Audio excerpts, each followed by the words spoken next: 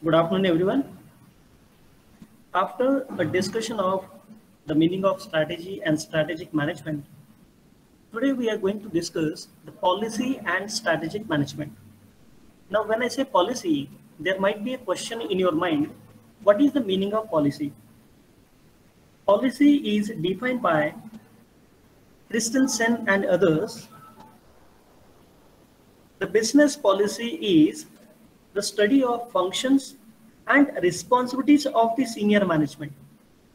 The crucial problem that affect the success in total enterprise and the decisions that determine the direction of the organization and shape its future.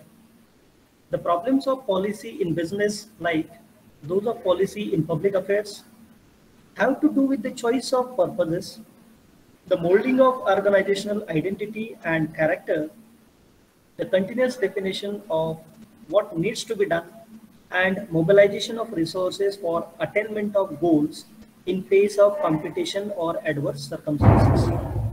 So basically, in a very simple word and nutshell, I can explain you the term business policy. जर मराठीमध्ये हे जर आपण विचार करायचा म्हटलं की business पॉलिसीला आपण काय म्हणतो, तर बिझनेस पॉलिसीला सरळ सरळ आपल्याकडे एक शब्द वापरला जातो, ते म्हणजे काय, बिझनेस म्हणजे काय, व्यवसाय, आणि पॉलिसी म्हणजे काय, धोरण. तर व्यवसायाचं धोरण आणि व्यूहरचनात्मक व्यवस्थापन याच्यामध्ये काही संबंध आहे का, तर याच्यामध्ये संबंध आहे. आता व्यवसायाचं धोरण म्हणजे काय, तर व्यवसाय काय करणार आहे, कशा पद्धतीने करणार आहे, कुठं करणार आहे, ह्या सर्व गोष्टींचा विचार म्हणजे व्यवसायाचं धोरण होईल.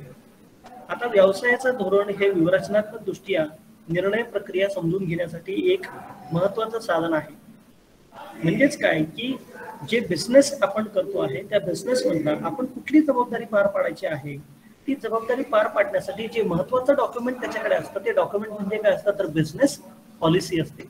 बिझनेस पॉलिसी म्हणजे काय की अशा प्रकारचे काही रिटन रूल्स अँड रेकॉर्ड्स त्याच्यामध्ये मेन्शन केलेले असतात, जे आपण आपला व्यवसाय करताना आपण कोणती धोरणं वापरणार आहोत, आपण कुठल्या प्रकारचे नियम वापरणार आहोत, आपण कुठल्या प्रकारच्या गाईडलाईन्स फॉलो करणार आहोत, हे सगळं ज्या कागदपत्रामध्ये लिहिलेलं असतं त्या कागदपत्राला आपण काय म्हणतो, बिझनेस पॉलिसी असं म्हणतो.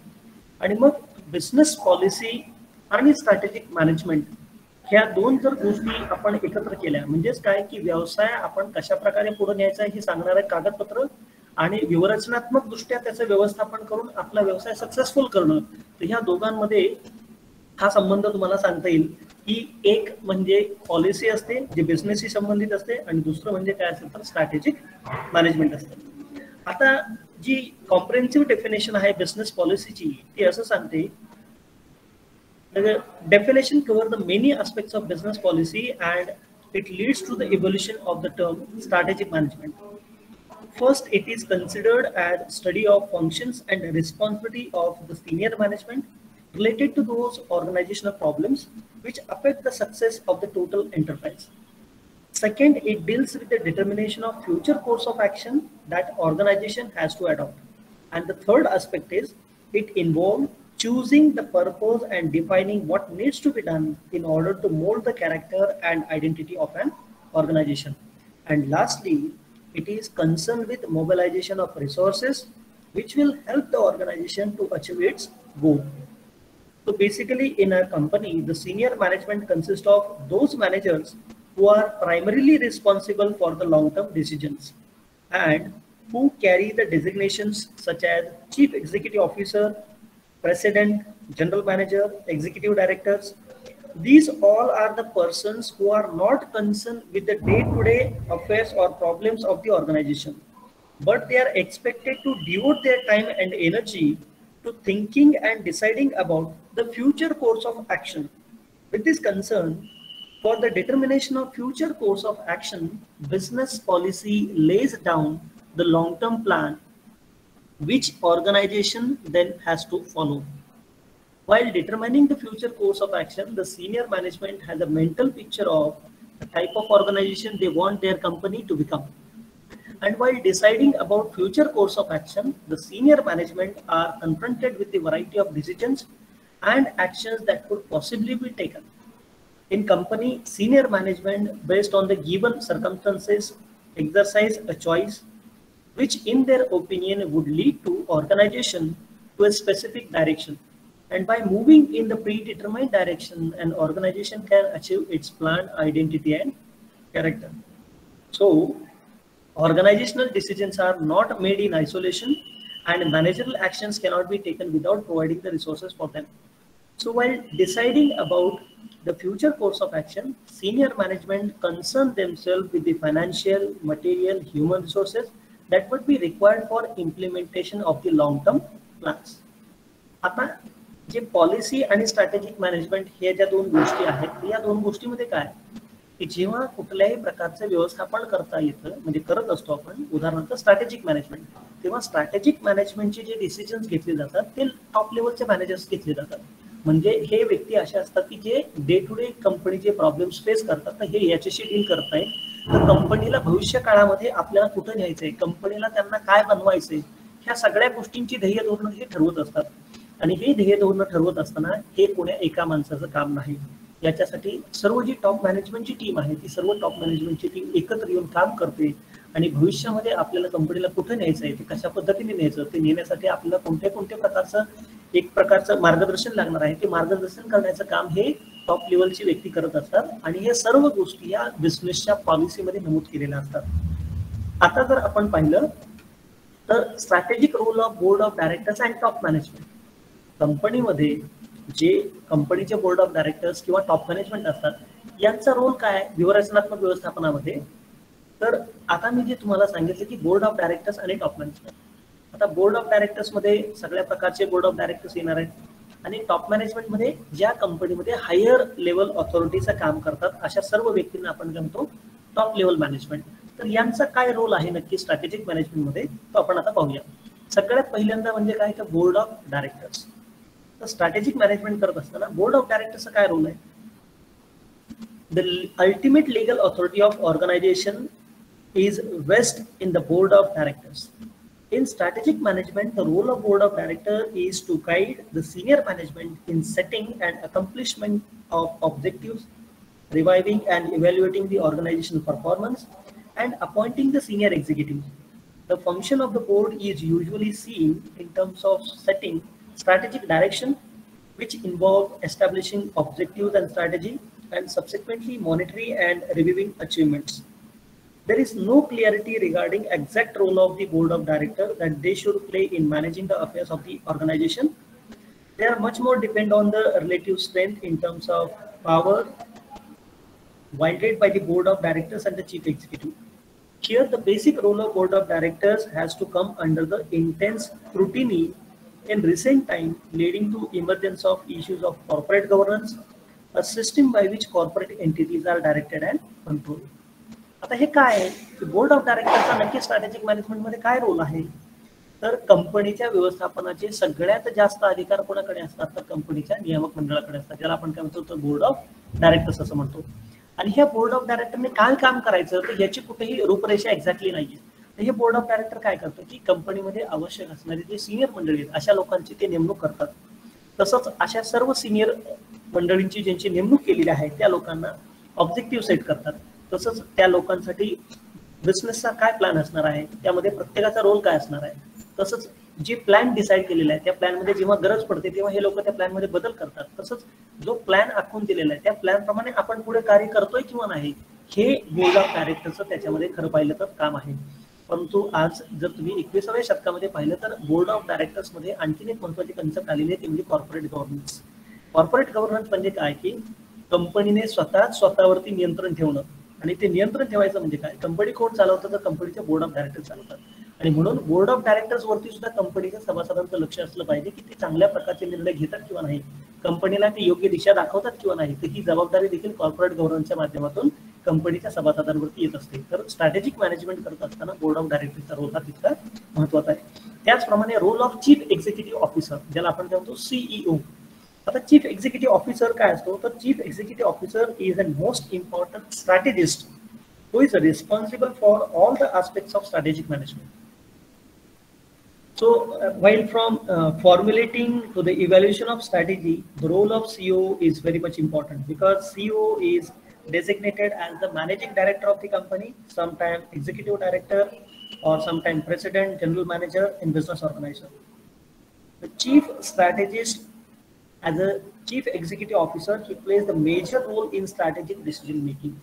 कारण जो व्यक्ती कंपनीचा सीईओ म्हणून अपॉइंट केलेला आहे असा व्यक्ती कंपनीमध्ये अतिशय महत्त्वाची भूमिका बजावतो, कारण की कंपनीतला कुठल्याही प्रकारचा जर डिसिजन घ्यायचा असेल तर ती डिसिजन मेकिंग पॉवर ही त्या चीफ एक्झिक्युटिव्ह ऑफिसरकडे असते आणि म्हणून त्याचा स्ट्रॅटेजिक मॅनेजमेंटमध्ये महत्त्वाचा रोल मानला जातो. आता जर रोल ऑफ एंटरप्रेन्योर्स, आता एंटरप्रेन्योर्स म्हणजे काय, जे व्यक्ती स्वतः एखादी नवीन संकल्पना घेऊन रिस्क घेऊन नवीन व्यवसाय काहीतरी नाविन्यपूर्ण व्यवसाय चालू करत असतात अशा व्यक्तींना काय म्हणतो आपण, एंटरप्रेन्योर्स असं म्हणतो. So by their very nature, entrepreneurs play a proactive role in strategic management. As an initiator, they provide a sense of direction to the organization and set the objectives and formulate the strategies to achieve them. They are the major implementers and evaluators of strategies. The basic strategic management process adopted by the entrepreneur is generally not based on the formal system, but usually they play a strategic role simultaneously in the company. The strategic decision making is quick and the entrepreneurs generate a sense of purpose among their subordinates. So basically, what is the role of entrepreneurs? Entrepreneurs are the person, those who are initiating the new idea in the company. New idea means what company should perform, what company should launch in the market so that what others have not been launched. Let me give an example. Before 2 to 3 years, there was nothing called as an Netflix or OTT platforms. But nowadays, some people, they are being come up with the OTT platforms and Netflix also. So this is a new idea. So such a type of ideas are being given by the entrepreneurs. The next is a role of senior management. The senior or top management consists of managers at the highest level in the company, starting from the chief executive officer to the level of functional or profit center heads. These are the managers, those who are involved in various aspects of the strategic management process. Some members of the senior management, they act as the directors on the board that is on rotational basis, and all of them, they serve on the different top level committees set up by the board to look after the matters of the strategic importance and other policy issues. आता हे जे senior level managers असतात, हे senior level manager कंपनीच्या वेगवेगळ्या कमिट्यांवरती काम करतात आणि त्यांचं काम काय असतं की जे स्ट्रॅटेजी ठरवलेली आहे ती स्ट्रॅटेजी व्यवस्थितपणे पार पडते किंवा नाही, किंवा ती स्ट्रॅटेजी पार पडण्यासाठी कोणत्या कोणत्या गोष्टींची आवश्यकता आहे, प्रत्येक व्यक्ती त्याप्रमाणे काम करतोय किंवा नाही, तर ह्या सगळ्या गोष्टींचं काम हे कोणाकडे असतं तर सिनियर मॅनेजमेंटकडे असतं. Then after the role of SBU level executives. SBU level executive, also known as profit center heads or divisional heads, and they are considered as chief executive of a defined business unit for the purpose of strategic management. So here, with regard to strategic management, SBU, that is subboard unit level strategy formulation and implementation, are the primary responsibilities of the SBU level executives. SBU म्हणजे त्या कंपनीमध्ये जी काही committee बनवली आहे त्याची जी sub unit आहे, सब board आहे, तर त्याच्या सब बोर्डमध्ये जो ऍक्च्युअली इम्प्लिमेंट करणारा व्यक्ती आहे, तर ह्या लोकांची ही कमिटी असते. आणि ह्या कमिटीचं काम आहे की आपल्याला जे काही डायरेक्शन्स फ्रेम करून दिलेले टॉप लेवल मॅनेजमेंटने, ते डायरेक्शन्सचा वापर करून आपल्याला ती पॉलिसी अंमलात आणायची, आणि पॉलिसी अंमलात आणताना जर काही अडचणी येत असतील तर त्या आपल्याला सिनियर लेवल मॅनेजमेंटला कळवाव्या लागतील. Then there is a role of corporate planning staff. So basically, the corporate planning staff, they play a supportive role in strategic management. The corporate planning staff consists of the management in all aspects of strategy formulation, implementation, evaluation. Besides this, they are responsible for preparation and communication of the strategic plan and for conducting the special studies, research, which is permitting to the strategic management. आता हे corporate planning staff काय असतो, तर यांचं काम असं असतं की जेव्हा स्ट्रॅटेजी फॉर्म्युलेशन करून इम्प्लिमेंटेशन करेपर्यंत ज्या काही तुम्हाला अडथळे येणार आहे, तर हे अडथळे अभ्यासायचे, त्याच्यासाठी रिसर्च करायचा, आणि रिसर्च करून जो अडथळा आहे किंवा जो प्रॉब्लेम आहे त्या प्रॉब्लेमवरती सोल्युशन काढायचं काम हे कॉर्पोरेट प्लॅनिंग स्टाफचं असतं. Then there is the role of consultant also. So in many companies which they do not have the corporate planning department due to many reasons, because as they are small in nature, there is a infrequent requirement or the financial constraint, so they could not appoint the corporate planning staff. So in this case, these are the consultants who help or who are from the various backgrounds, like they are from academics, they are the individuals, or they are the consultancy companies, those who are specialized in strategic management activities. So among the many functions of the management consultant as they are performing, the corporate strategy and planning is one of the most important services which are rendered nowadays by the companies. And the main advantage of hiring the consultant in companies to get the company unbiased and objective opinion from the knowledgeable outsiders, whereas it will also provide us the cost effectiveness and the availability of specialist skill. कंपनीमध्ये बऱ्याचदा आपण जे काही decision घेतो ते bias असू शकतात, परंतु जर आपण त्याच्या जागी आपण बाहेरचा व्यक्ती ॲज अ कन्सल्टंट म्हणून नेमला तर हे कन्सल्टंट एक कन्सल्टंट कंपनी असू शकते, कुठला एखादा अकॅडमिक्स मधला एखादा व्यक्ती असू शकतो जे कंपनीची स्ट्रॅटेजी फॉर्म्युलेशन आणि इम्प्लिमेंटेशन मध्ये आपल्याला मदत करतात. Then there is a role of middle level managers also. Middle level managers means कोण, तर middle level managers they are the functional level managers, those who are operational in nature. म्हणजे त्यांचं काम असं असतं की they may at best they involve in surrounding or sounding board for departmental plans as the implementers of the decision takers. जे काही decision top लेवलला घेतले जातात हे सगळे मिडल लेवल मॅनेजर्स कडून डिसिजन इम्प्लिमेंटर्स म्हणून त्यांना ओळखलं जातं. And they are the follower of policy guidelines and they are the passive receivers of the communication about the functional strategic plans. जे काही strategic plan झालेले आहेत त्याचं डायरेक्टली कम्युनिकेशन हे मिडल लेवल मॅनेजर्सला केलं जातं. आणि लास्टला आहे ते म्हणजे executive assistant. Executive assistant is a person who assist the chief executive in the performance of his duties in various ways. जे चीफ एक्झिक्युटिव्ह आहे त्याला असिस्ट करण्यासाठी एक एक्झिक्युटिव्ह असिस्टंट ठेवला जातो.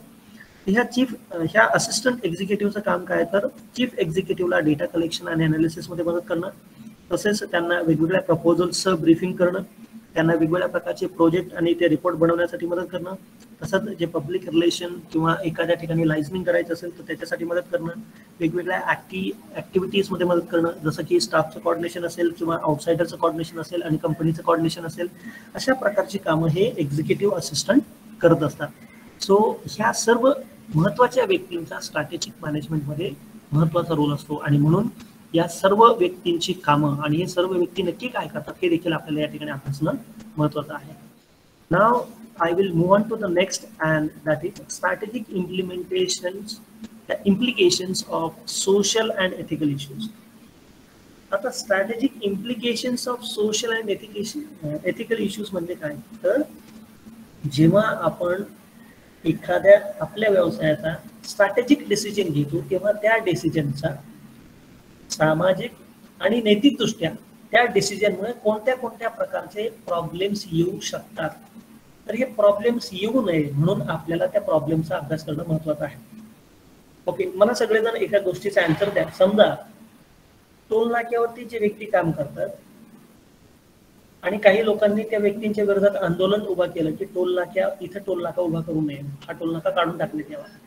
मग मला सांगा, जर तो टोल नाका काढला तर त्या टोल नाक्यावरती काम करणारे जे कामगार आहेत या कामगारांचं काय, याचा कधी कुणी विचार केलाय का? Anybody wants to answer? Hello hello, माझा आवाज येतोय का सगळ्यांना? हॅलो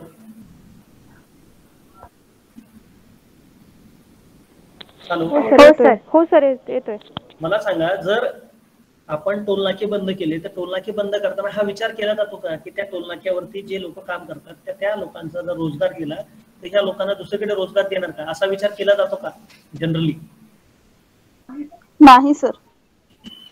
मग जेव्हा आपण म्हणजे उद्या तुम्ही जरी एखाद्या कंपनीमध्ये जॉईन झाला आणि तिथं जर तुमच्या हातामध्ये डिसिजन मेकिंग पॉवर असेल तर तुम्हाला तिथे ही गोष्ट लक्षात ठेवली पाहिजे की तुम्ही जो निर्णय घेणार आहे ह्या निर्णयामुळे तुमच्या कंपनीचा किंवा तुमच्या कंपनीने घेतलेल्या निर्णयामुळे त्याचा सामाजिक आणि नैतिक काही प्रश्न उद्भवू शकतात का, याचा विचार करणं खूप गरजेचं आहे. म्हणजे आपण स्ट्रॅटेजिक प्लॅन बनवणं म्हणजे काय की कंपनीला नंबर 1 बनवणं, मग इकडे बाकी लोकांचं काय होते, समाजामध्ये काय होईल ह्याचं घेणं देणं नाही, असं करून आपल्याला चालणार नाही.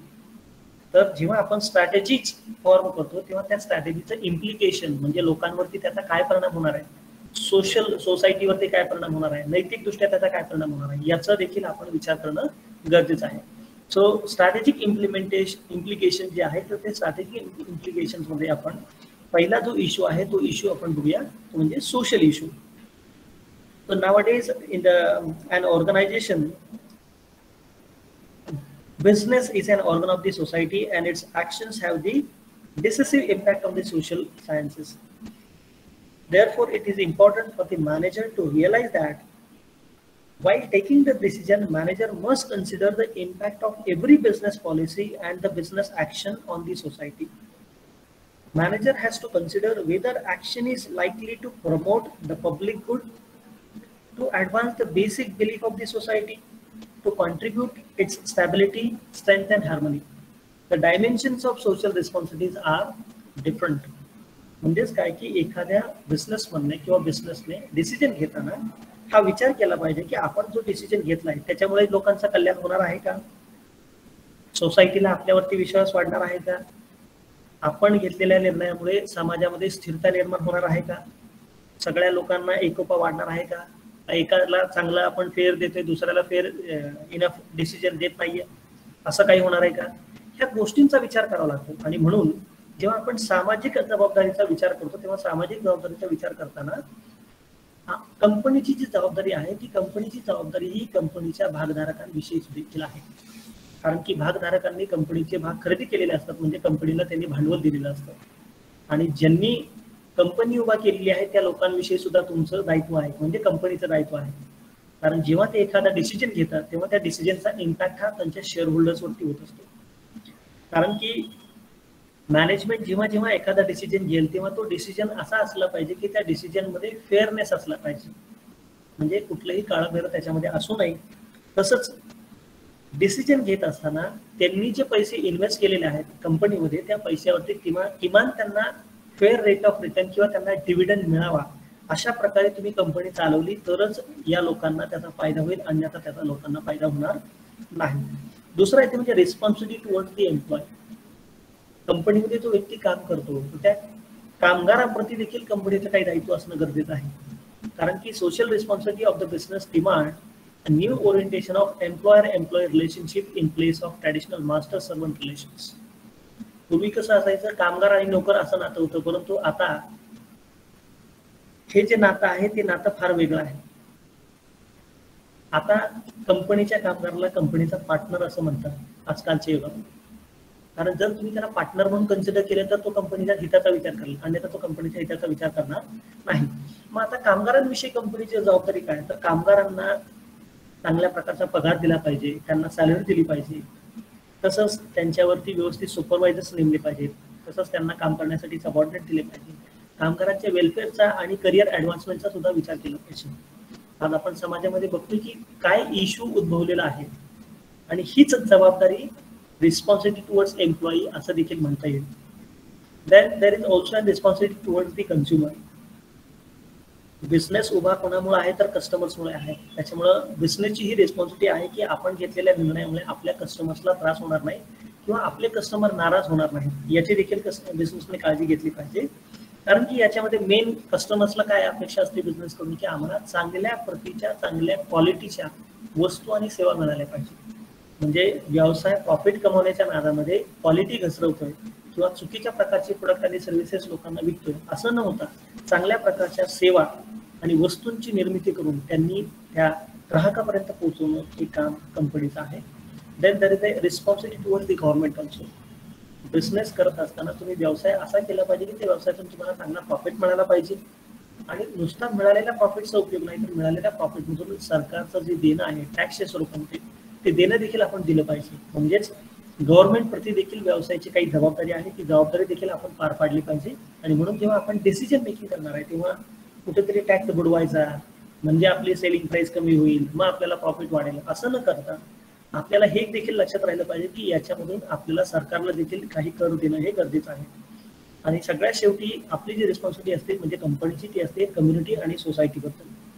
आता कम्युनिटी आणि सोसायटीबद्दल सांगायचं म्हटलं तर जॉर्ज गोयडर असं म्हणतो, because he was a well-known corporate social responsibilist and he repeatedly played that if the corporation has to function effectively, it is to be accountable to the public at large. जर एखाद्या कंपनीला खूप चांगलं काम करायचं असेल तर ती कंपनी समाजाप्रती अकाउंटेबल असली पाहिजे, म्हणजे समाजाला तिने उत्तर दिलं पाहिजे. आणि ही sort equation to suggestion of responsibility of the company that trusteeship concept. असं म्हणतो की कंपनीने ट्रस्टीशिप जपलं पाहिजे कारण की लोकांनी तुमच्यावरती विश्वास ठेवलेला आहे.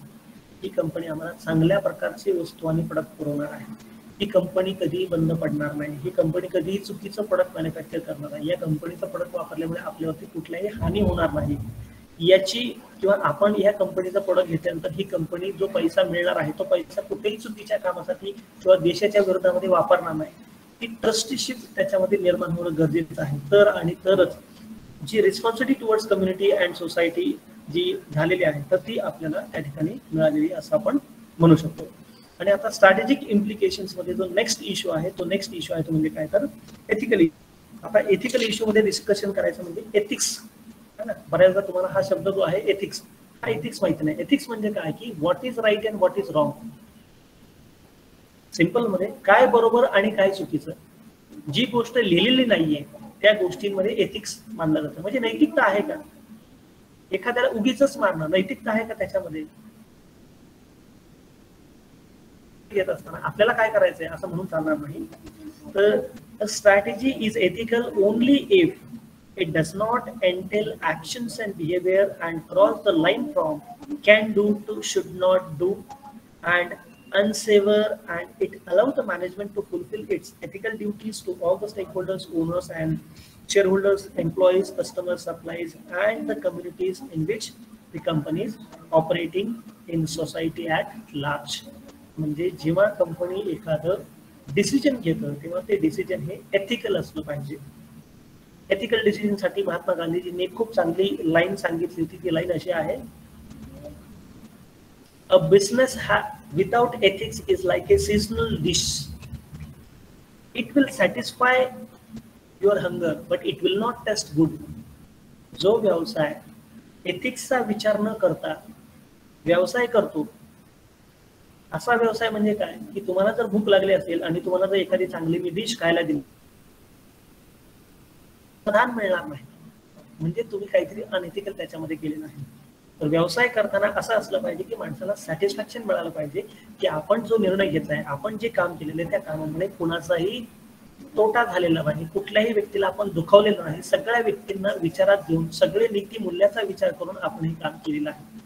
तर जेव्हा तुम्ही स्ट्रॅटेजिक मॅनेजमेंट करणार आहे किंवा कुठल्याही प्रकारचं मॅनेजमेंट करणार आहे तेव्हा ह्या सगळ्या इम्प्लिकेशनचा, ह्या सगळ्या परिणामांचा विचार करून मगच आपला डिसिजन तुम्ही घेतला पाहिजे. I hope you might like this particular lecture, and if you have any of the doubts and query you can ask me right now. No issue at all. Thank you for your patience.